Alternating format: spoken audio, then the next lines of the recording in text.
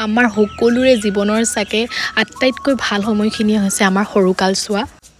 ক'বলৈ গ'লে একদম হুনুৱালি সময় কাৰণ এইখিনি সময়তে আমি মানে জীৱনটোক লৈ আমাৰ একোৱেই নাথাকে মাত্ৰ আমি খেলা ধূলা হোৱা খোৱা সেয়াই লগতে ব্যস্ত আৰু সেই সময়ছোৱা যোৱাৰ পিছত যেতিয়া আমি লাহে লাহে ডাঙৰ হ'বলৈ ধৰোঁ স্কুললৈ যাওঁ বয়সৰ অনুপাতে আমাৰ সেই হাঁহি ধেমালিবোৰো জীৱনৰ পৰা নাইকিয়া হৈ গৈ থাকে আৰু এতিয়া চাওকচোন এই হাঁহি ধেমালি আৰু সৰুকালছোৱা যেন নিজৰ ল'ৰা ছোৱালীৰ লগতে আকৌ পুনৰ ঘূৰাই পাইছোঁ তেনেকুৱা অনুভৱ হৈছে আচলতে প্ৰতিগৰাকী মানুহৰ জীৱনতে সমস্যাবোৰ থাকেই গতিকে আমি সেই সমস্যাবোৰ থকাৰ উপৰিঞ্চিও মানে হাঁহি ধেমালি কৰি থাকিব লাগে আৰু সৰু সৰু আচলতে বস্তুবিলাকতে সুখটো বিচাৰি পাব জানিব লাগে